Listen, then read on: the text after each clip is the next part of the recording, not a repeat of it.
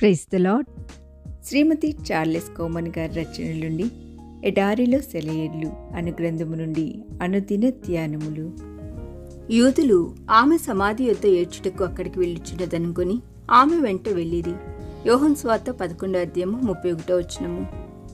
మరియ సమాధి వద్ద ఏడ్చేందుకు వెళ్తుందని అక్కడున్న యూదులు అనుకున్నారు.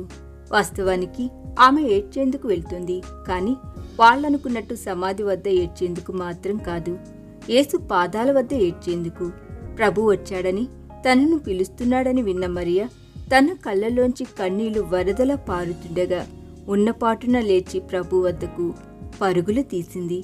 ఆమె ఏడవడం చూసిన యేసు ప్రభు తన కన్నీటిని ఆపుకోలేకపోయాడు. మరియ కన్నీటి ప్రవాహాన్ని చూసిన యేసు కన్నీళ్లు విడిచెను. యోహాను సువార్త 11:35. మరియ ఏడుపు యేసు ప్రభుకు దుఃఖం పెళ్ళుబీకి వచ్చేలా చేసింది. యేసు ప్రభును ఏడ్చేలా చేసింది. యేసును కన్నీరు కార్చేలా చేసింది. నేస్తమా, నీ బాధలో, నీ దుఃఖంలో, నీ ఏడుపులో, నీ కన్నీటి వరదలో యేసు ప్రభు వద్దకు వెళ్ళు.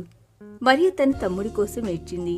తన అన్న జాలిగల కళ్ళల్లోంచి కన్నీటిని ప్రవహింపచేసింది. అవును, యేసు ప్రభును మన అన్నగా పిలిచే ఆధిక్యత మనకుంది. యేసు మరియతో కలిసి లాజరు సమాధి వద్దకు వెళ్ళాడు. యేసు ప్రభుతో కలిసి కన్నీళ్లు కార్చుతూ సమాధి వద్దకు వెళ్లిన మరియ పరిస్థితి పూర్తిగా మారిపోయింది. ఆమె దుఃఖము సంతోషంగా మారిపోయింది. ఆమె కన్నీళ్లు ఆనంద బాష్పాలుగా మారిపోయాయి. మరణం నుండి జీవం వెలుపలికి వచ్చింది. ఎంత ఆశ్చర్యం! ప్రపంచంలో ప్రతిరోజు తమ ప్రియుల సమాధుల వద్ద విలిపించేవాళ్ళు, కోకొల్లలు, వాళ్ళందరికీ ఆదరణ ఇవ్వగలిగేది కేవలం యేసు ప్రభు మాత్రమే. తల్లిదండ్రులను పోగొట్టుకున్న బిడ్డలకు, బిడ్డలను పోగొట్టుకున్న తల్లిదండ్రులకు, ప్రియమైన భార్యను పోగొట్టుకున్న భర్తకు, ప్రాణం కన్నా మిన్నగా ప్రేమించిన భర్తను పోగొట్టుకున్న భార్యకు ఆదరణ ఇవ్వగలిగేది యేసు మాత్రమే. గుండెలు బద్దలై రోధిస్తున్న నిర్భాగ్యులకు యేసు ప్రభు తప్ప వేరెవరూ ఓదార్పునివ్వలేరు. ఆయన మాత్రమే వాళ్లను ఆదరించి ఓదార్చగలడు. ఆయన మాత్రమే వాళ్ళ కన్నీళ్లు తుడిచి ధైర్యపరచగలడు. అవును, తన సున్నితమైన ప్రేమతో ఆయన వాళ్లను ఆదరించి ఓదారుస్తాడు. అంత మాత్రమే కాదు, వాళ్ళను సంరక్షించి పోషిస్తాడు కూడా. అవును, వాళ్ళందరినీ క్రీస్తు పోషించి సంరక్షించుచున్నాడు. ఎఫెసీయులకు రాసిన పత్రిక 5:29. నిన్ను సృష్టించినవాడు నీకు భర్తయే ఉన్నాడు అని యెషయా గ్రంథం 54:5 మనం చదువుతున్నాం. అవును, భర్తను కోల్పోయి ఇక నాకు దిక్కెవరు అని పిలిచే వాళ్ళకి ఆయన పరిశుద్ధమైన ప్రేమానురాగాలు కలిగిన పరలోక భర్త. నీ ప్రియమైన వ్యక్తుల మరణాన్ని బట్టి గుండెలు బద్దలయ్యేలా రోధిస్తున్న నేస్తమా, నీ దుఃఖపు లోతెంతో, నీ బాధ తీవ్రతెంతో నీ ప్రభువుకు తెలుసు. నీ మనసు ఎంత ఒంటరితనాన్ని అనుభవిస్తుందో, దానికి ఎంత ఓదార్పు అవసరమో ఆయనకు తెలుసు. నీ దయనీయమైన పరిస్థితిలో ఈ లోకం నీకు ఎలాంటి ఓదార్పును ఇవ్వలేదు. అది నీకు ఎలాంటి ఆదరణను ఇవ్వలేదు. నీ విషాదకరమైన స్థితిలో నీ ప్రియుల సమాధి వద్దకు వెళ్ళు. నీ గుండె భారమంతా తొలగిపోయే వరకు దిక్కులు దద్దరిల్లేలా ఏడ్చేందుకు వెళ్ళు. కానీ అలా వెళ్ళేటప్పుడు ఒంటరిగా మాత్రం వెళ్ళకు. యేసుని వెంట పెట్టుకుని వెళ్ళు. యేసు ప్రభు లేకుండా మాత్రం వెళ్ళకు. నీ సమాధి మార్గంలో యేసు ప్రభు నిలిచి ఉన్నాడు చూడు. నీ కళ్ళను నింపిన నీళ్లు ఆయన నీకు కనిపించకుండా అడ్డగిస్తాయేమో జాగ్రత్త. నువ్వు యేసు ప్రభును కలిసి సమాధి వద్దకు వెళ్ళాక మృదువైన ఆయన స్వరపేటికలోంచి వచ్చే పునరుద్ధానమును జీవమును నేనే అని ఆయన మధురమైన మాటల్ని వినటాన్ని నువ్వు మర్చిపోకు. నేస్తమా, వాస్తవానికి నీ ప్రియులు మరణించలేదు తెలుసా? క్రీస్తును విశ్వసించిన ఈ లోకంలో క్రీస్తు కొరకు జీవించిన ఆ వ్యక్తులు ఇప్పుడు ఆనందంగా క్రీస్తుతో కూడా పరదేశం మహిమలో విహరిస్తున్నారు. ఇప్పుడు మట్టిలో విశ్రాంతి తీసుకుంటున్న వాళ్ళ మట్టి శరీరాలు క్రీస్తు మధ్యాకాశానికి విచ్చేసిన మధుర క్షణాన ఆయనను ఎదుర్కొనేందుకు అక్షయమైన మహిమ శరీరాలుగా పైకి లేస్తాయి. నీ ప్రేమ, నీ సంరక్షణ, నీ చింత నీ ప్రియమైన వాళ్ళకి ఈ లోకంలో ఏమాత్రం ఉపశమనం ఇవ్వలేకపోయాయి.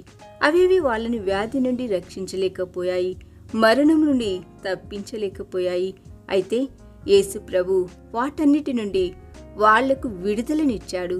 ఆయన వాళ్ళ కళ్ళల్లోని ప్రతి బాష్ప బిందును తుడిచి మరణమైనను దుఃఖమైనను ఏడ్పైనను వేదనైనను లేని మహిమ పరదేశకు చేర్చాడు. అలాగైతే విడవబడిన నా పరిస్థితి ఏంటి అని నువ్వు దుఃఖిస్తున్నావా? ఇప్పుడు నువ్వు ఐహిక ప్రేమ కంటే ఎక్కువైన క్రీస్తు ప్రేమతో పెనవేయబడ్డావు. అది నిన్ను విడువని ప్రేమ, అది నిన్ను ఎన్నడూ ఎడబాయని ప్రేమ, అది శాశ్వతమైన ప్రేమ. నేస్తమా, దుఃఖిస్తున్న నీ హృదయాన్ని ఒక్కసారి నీ ఎదుట ఉన్న సమాధి దృశ్యం నుండి ప్రక్కకు మరల్చు. నీళ్లు నిండిన నీ కళ్ళను ఒక్క క్షణం పైకెత్తి నిత్యానందకరమైన నీ పరలోక గృహం వైపు చూడు. ఒకప్పుడు సమాధిలో పరుండిన క్రీస్తు ఇప్పుడు నీ ప్రియమైన వారు మాత్రమే కాక రానున్న ఒక దినాన నువ్వు కూడా హాయిగా పరుండే ఒక మధురమైన స్థలంగా ఆ సమాధిని మార్చివేశాడు. ఆయన సమాధిలోకి నువ్వు తొంగి చూసినప్పుడు అందులో ఆయన కనిపించడు. ఎందుకంటే ఆయన పునరుద్ధానుడుగా తిరిగి లేచాడు. సమాధి గెలిచింది. సజీవుడుగా తిరిగి లేచిన ఆయన తన సమాధి ద్వారా పరదేశకు బాట వేశాడు. తెరచినిగింది. నిత్యత్వపు వాకిళ్లు తెరుచుకున్నాయి.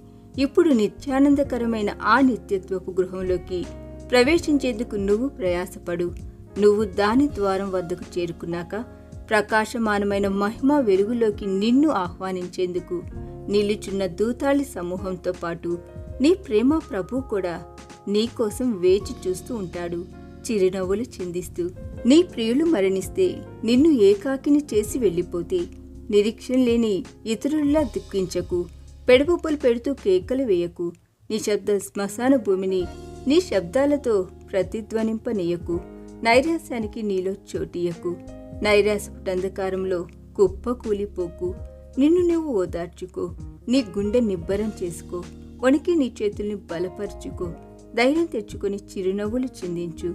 బలహీన హృదయాల కన్నీళ్లు తుడువు. చివరిగా నువ్వు చేయవలసింది ఒక్కటి, నీ ప్రియులు వదిలి వెళ్ళిన పనిని తుదముట్టించు. ఈ దిన ధ్యానము మనందరి ఆత్మీయ జీవితమునకు ఆశీర్వాదకరముగా ఉండునుగాక. ఆమేన్.